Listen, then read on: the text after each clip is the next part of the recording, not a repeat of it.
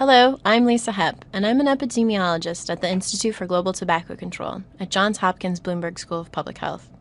I've been working with the Institute for several years now on monitoring and understanding secondhand smoke exposure. With today's presentation, I'm going to be illustrating how to appropriately label and track your specimens and any fieldwork that you collect. This is crucial to matching samples to ensure appropriate analysis and getting the results that you need. So it is crucial to match samples collected with data collection or observation sheets. There needs to be some sort of connection between the two. So if you have a specimen or you have anything collected such as an air nicotine monitor and you've collected observation as well or other questionnaires, it's important that those two pieces link, because without that connection, either piece really doesn't stand so well on its own. It's also important to track field samples. That's what the labels also serve for. So you know how many samples you have out in the field and how many samples are actually coming back into the field. Without such a consistent labeling scheme, samples, again, are not matched and are not useful during data analysis. So if there's not a good connection between any actual specimens or things collected in the field versus observation or data collection sheets, we will end up having to destroy any samples because they're not useful. So again, you want to use a unique code. You want to come up with something that's easy to follow and that you can easily track and keep a list of in a file cabinet someplace that can be connected to either a building or to a person or to a biospecimen or to an air monitor, for example. And again, keep that labeling scheme consistent throughout the entire study. Don't mix it up halfway through because you feel it's easier now to do it one way, use all numbers instead of using letters. You want to do it the same way from start to finish. Sometimes the field worker is going to have to complete the label, so you want to make it, again, easy for them to follow. Keep the number consistent or keep the dashes the exact same length so that they know you have 4 dashes, I have 4 numbers to fill in, so there's no blank spaces. It's really helpful to prepare all of the labeling of field materials before actually going out into the field, if this is possible. This saves time and energy and really minimizes any errors that may exist in the labeling procedures. So depending on the type of study that you're going to be conducting, there's certain things that you should label and certain things you should not label. So if you're going to be doing an active secondhand smoke monitoring study with, say, a side pack, a TSI AM510 side pack, really the only thing that you'll be labeling is the data collection sheets. The side pack will not need to be labeled because it's a consistent piece of equipment that you'll use throughout the entire study. Now, the side pack will have an ID on it if you're borrowing the side pack from an institution, such as from Johns Hopkins or Roswell Park, but you don't need to add any additional labels to that piece of equipment. If you're going to be conducting a passive air nicotine monitoring study, such as the studies that use the small little filters or the badges, you'll actually want to label all of your data collection sheets, the air nicotine monitor caps perhaps, the baggies that the air nicotine monitors are stored in, as well as the cups. You do not want to place a label on the air nicotine monitor. The air nicotine monitors are actually recycled. So when you send the monitors back to the lab after you've used them, we go ahead and we take them apart and we recycle the plastic portions of those. So if you put any other labels on there or adhere any other stickers, sometimes when you peel the stickers off in the lab, it's difficult to get all of the sticky glue off, and then we just end up having to toss them. So the air nicotine monitors actually have a little sticker applied to them that comes from the lab that has a unique code already on them. That code would then correspond with codes and labels that you put onto the data collection sheets, onto the air nicotine monitor caps, baggies, and cups. So no additional label goes on the air nicotine monitor itself. If you were conducting a biomonitoring study, such as measuring biomarkers in saliva or hair, you would go ahead and label data collection sheets again, and any sort of biological sample containers, such as salivettes or hair envelopes or bags that contain the hair samples themselves. As an example, we have a building questionnaire from a passive air nicotine monitoring study. You see here there's a place on the form itself that says Stick Printed ID Label Here. It's ideal to have all of your labels pre-printed on stickers that can just be pulled off a sheet and stuck onto a worksheet itself. However, if you don't have these capabilities, or you run out of time, or it's not sufficient or feasible for you to do so, there is a box here that says code, and you can write in the code yourself. So you could write in your country code, your city, your building type, our building number. We recommend that you do the pre-printed labels because this could help minimize any errors in the labeling scheme that you've created. But if it's not feasible, you can do handwritten instead. So let's take a look at the building questionnaire labeling scheme. We'll be using India as an example. India's country code is 356, as given by the United Nations. So that's just what we follow here. But if you wanted to come up with your own country code, that's fine. Or if you're not participating in a multi-country study, you're only doing this in one particular city, it may not be necessary to include the country code. But for our purposes here at Johns Hopkins, we do lots of studies around the world. So if you're participating in a study with us, we recommend and advise you to use a country code. You'll also need to determine the number of cities that you're going to be using in your study. In this particular example, there were 4 cities in India that participated in a study. So each city needed to have its own unique identifier. We had 4 cities, and so we assigned those 1 through 4. Chandigarh was number 2, Chennai number 3, and so on. Building type. In this study, we went to multiple different buildings. So we needed to identify which each of those buildings were that we placed monitors. This was helpful to determine if there was any difference in air nicotine levels or secondhand smoke exposure levels in hospitals versus restaurants, for instance, or government buildings versus schools. If we didn't have this there, we wouldn't be able to determine if there was a difference in the buildings. All of the data would just come lumped back together and appear to have been all in the same building type. In this particular study, also, we had number of buildings, number of hospitals. We had 5 hospitals, for example, 5 schools, 5 government buildings, I think 10 restaurants and 10 entertainment venues. So again, we needed to assign each of those types of buildings its own building number. So for the hospitals, we had 5 hospitals, and we needed to document each of those. So you'd have 1 through 5 for building number. On your building questionnaire and other forms, you may want to include a spot for the interviewer ID. Interviewer ID can be anything from their initials to a randomly assigned number or to a unique 2-digit number for that interviewer. This just helps to track and determine if your interviewer or field worker is doing an appropriate or okay fieldwork collection procedures. So as I mentioned, in the particular study we were using here as an example, you had multiple different types of buildings, multiple hospitals or multiple schools, for example. So it's important that you actually write out the schools or the names of the buildings that you're going to and assign the type of building and a building number to those. And you have this as a record.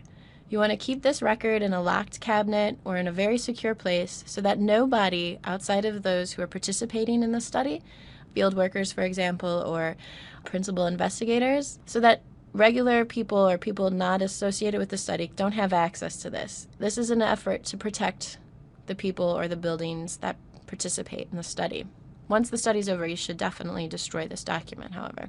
So here you see we have 3 hospitals and 2 schools for this example. So we have Mercy Hospital, General Hospital, Barnes Hospital, then we have West Junior High for a school, and Lincoln Elementary. So the building type is H1 for hospital, and school is documented as S2 for school. If we go over then to the next column, the 3rd column, it says building number. We had 3 hospitals, so we have 1, 2, and 3, and we had 2 schools. We have 1 and 2. Again, this example uses India, so the country code is 356. Our city we're going to use as an example is Chennai, which we assigned as 03.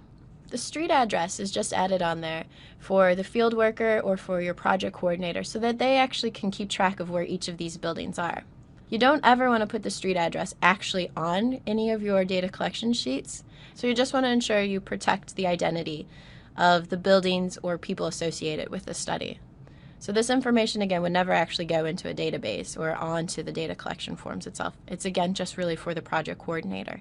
But it is essential that you have this list to go by so that you can check the codes when things come back into the office after they've been out in the field. Also, if anyone doing an analysis wanted to verify a code because it didn't make sense with the other codes they had, there was a record that they could refer back to and ensure that the codes were assigned appropriately or that the code actually existed. So let's do a quick example. So if you wanted to label General Hospital in Chennai, this is how you would create your label. You would have 356 for the country, which is again the United Nations country code for India, 03 for the city, which was just what we made up for that particular city, H1 for the building type, which stands for hospital, and the building number was 02 for general hospital. You can repeat these similar things on all types of data forms that you're collecting. So for a passive monitoring study, you would have a form that perhaps looked like this. Again, you have a section in the upper area, the upper right-hand area, that says stick printed ID label here. So again, you could pre-print all of your labels and stick it here, or you could handwrite them all in. The difference between this label and the previous label is the last 4-digit area. It says sampler ID there. That's the ID that comes from your passive air nicotine monitor. That number has been assigned in the lab and is on a little sticker actually on the air monitor itself. So all of the rest is the same except for that sampler ID, which you would just fill in from your air nicotine monitor. So this looks exactly as the same labeling scheme, except for, as you see here, the bottom row says sampler code assigned by the ID or assigned by the lab. So let's review an example. For an example label of a restaurant in Delhi with a building number of 03 and a sampler code, which is assigned by the lab as a 4-digit number, our example here is 6589, the label would read as follows: 356 for the country, 04 for the city, which corresponds to Delhi, R4 for the building type. As you see, restaurants are referred to as R4. The building number, again, we just said was 03, and the sampler code, which comes from the air nicotine monitor itself, is 6589. Labeling should also be done when you're doing active sampling using the side pack, or also referred to as particulate matter 2.5. Here's a quick snapshot of what that observation sheet looks like. Again, you see the same thing, stick printed ID label here, or you can handwrite in the identification numbers. So you have a country code, you have a city, you have a side pack ID. The side pack ID is really only assigned to side packs that you may be borrowing from institutions, again, such as ours at Johns Hopkins or Roswell Park, and then you continue on with the same pattern, with the building type and the building number. Again, similar table, except for that bottom column that says side pack ID, which is assigned by the lab or assigned by the institution where you're borrowing the side pack from. So an example label for a school in Chandigarh with a building number of 05 and a side pack ID of 5723. The label would read 356 for the country, 02 for the city, which is Chandigarh's randomly assigned number in this particular example. The side pack ID, which is assigned by the institution that is loaning the side pack to you, is 5723. The building type is a school, which is S2, and the building number is 05. So here we see some examples of what pre-printed labels may look like that you could use.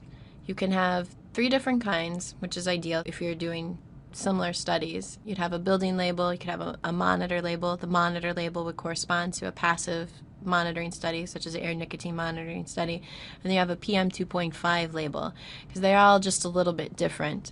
It's helpful to have these pre-printed, so you could actually have them, the numbers inserted all the way through, if you could do that. For instance, for the building labels, you could have all of that information already generated and pre-printed, so no one's doing any handwriting. And the same actually with the PM 2.5. It might be more difficult for the monitoring labels because you have that 4-digit number at the end, the sampler code or the monitor number assigned by the lab that would change for every single label. So you might want to just leave those last 4 digits blank and stick them onto the worksheets, into the cups and the caps when you're ready to use them out in the field. If you're conducting a biomonitoring study, there's several different approaches for actually labeling the samples and any worksheets.